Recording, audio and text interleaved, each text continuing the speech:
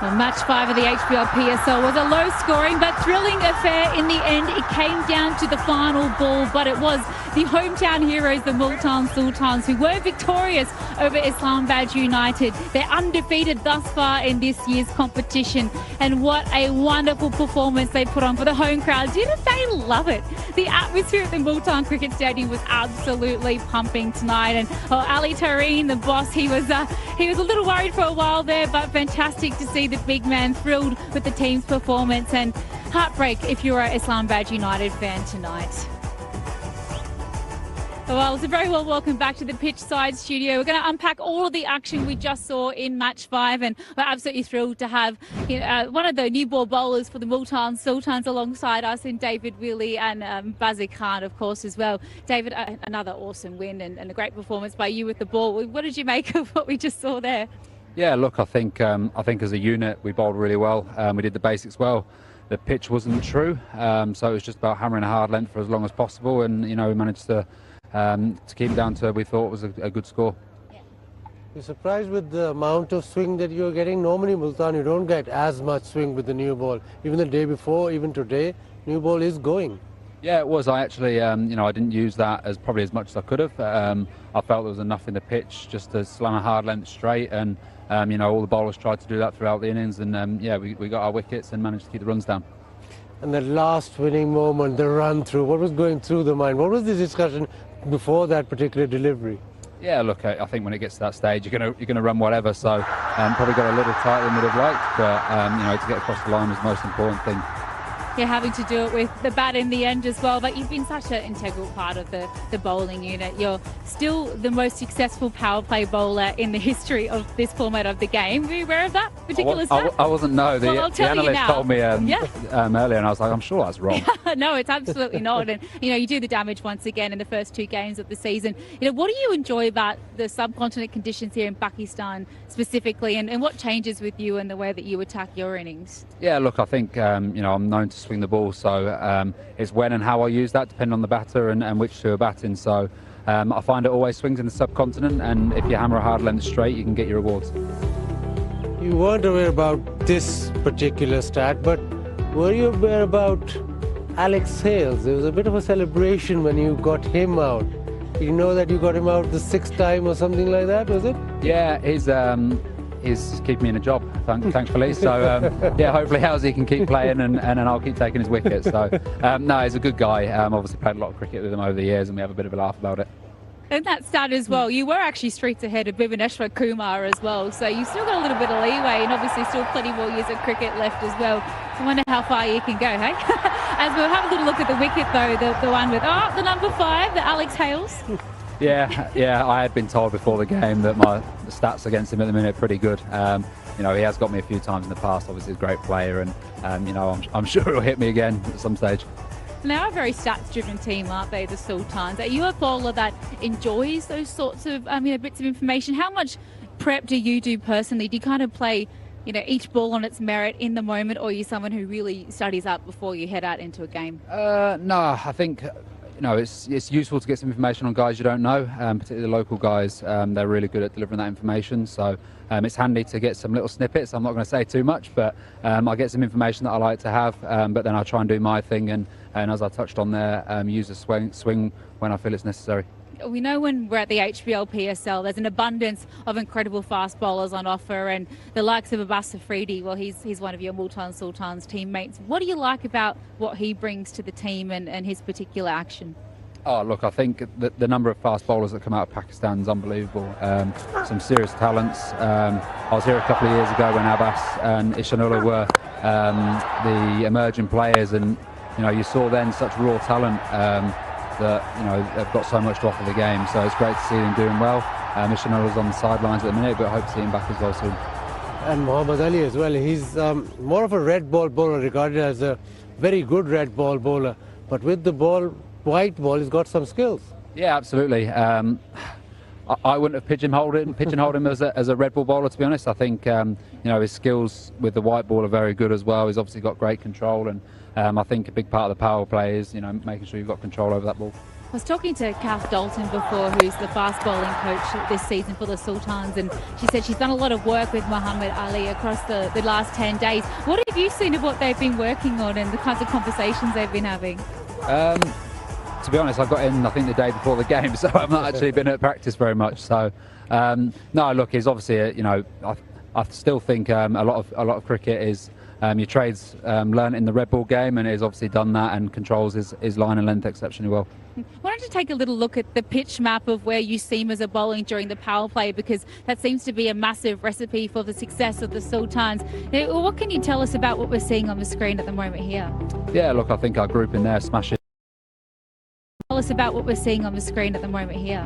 Yeah, look, I think our group in there smashing, probably 6 to 8 metres, pretty good. And we're actually controlling line as well. I think, generally we've been punished when we've missed the basics. The game still comes down to doing the basics well for a long period of time, especially when there's a little bit in the pitch. Just one final question here. Previous game, you had to bat first and did really well. Today you won the toss. Normally this venue is a bat first venue, but this time around you won the toss and you bowled first. Interesting decision, because normally you associate Multan Sultans wanting to put runs on the board. Yeah, look, I think we looked at the pitch there today, and we probably weren't sure quite how it was going to behave, and thought if we can go out there with the ball and bowl well, and we'll get a good read on the pitch, and they'll be under pressure to take our what's a strong bowling side. Oh, big game again tomorrow. We've got to back up against the Qalandars. I suppose we better say goodbye to you and let you go and get an ice bath or whatever it is you do to recover. Get some sleep. Golf. David Willey, so appreciate your time. Thank you. Thank you very much. Loved having you as part of the pitchside studio. But as we unpack everything that we saw today, I think it's high time, Baz, if we take a little look at the wickets that fell. Yeah, shot into the pitch. That was the length that Multan Sultan was so good at. That's a good catch. And then Muhammad Ali with the ball angling back into the stumps. This one, quite a review that, but the leg spin also with the Islamabad, the length was so good that they weren't allowed to hit with freedom. With that short of a length throughout the innings, it was almost a theme with the Multan Sultans bowling, that they were able to pick up wickets with that length, and at the back end, their variations and their ability to bowl defensively was spot on as well. Muhammad Ali, Abbas Afridi, Usama Mir, everyone chipped in and were pretty disciplined the way that they went about all that innings. Islamabad United in the end just didn't have enough runs because of the fact that they were so disciplined, the Multan Sultan bowlers. Absolutely, and the fact that they lost all 10 wickets as well, it simply wasn't enough runs at the end of the day for Islamabad United. But Aruj Mumtaz has joined us in the pitchside studio, and Aruj, what did you make of what we've just saw? It was a low-scoring affair which came down to the last ball, but it really felt like Islamabad never got going against the Sultans. Yeah, I think you can pin it down to quite a few things actually. You look at, and you spoke to Shadab at the end of the game as to why. The question that was pondering all of us in our head was like, why do you drop down from 3 to 7? Now, I sort of agree and don't agree with what he said. He said, I want a proper bat, and that he mentioned Jordan Cox, but that would have been it. Fahim, Imad and Azam to all bat over him with a guy who's in form, and that's why you left the 15 and 20 runs short, if not more, that the one that Shadab claimed. And then you come out and you drop 2 catches, and Reza Hendricks and Rizwan, between them after those 2 drops, added 89 runs. And that was the game for them. So like you're saying, the equation read 5 wickets. It seemed a little bit more closer, but Islamabad really, once they were 144 for 10, were really not in the game. Yeah, and Reza Hendricks as well. I mean, his debuts last game in the HBL PSL. He's player of the match. He comes back again. A wonderful performance, 58 for him, Bazard. He's a really integral part of this Multan Sultan's batting lineup already, isn't he?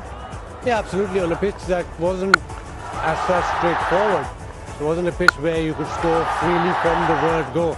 A man in form who's got runs in the previous game comes out, gives himself time at the start of the inning, and then is able to put the bad balls away and make sure that because of his innings, the run chase is easy.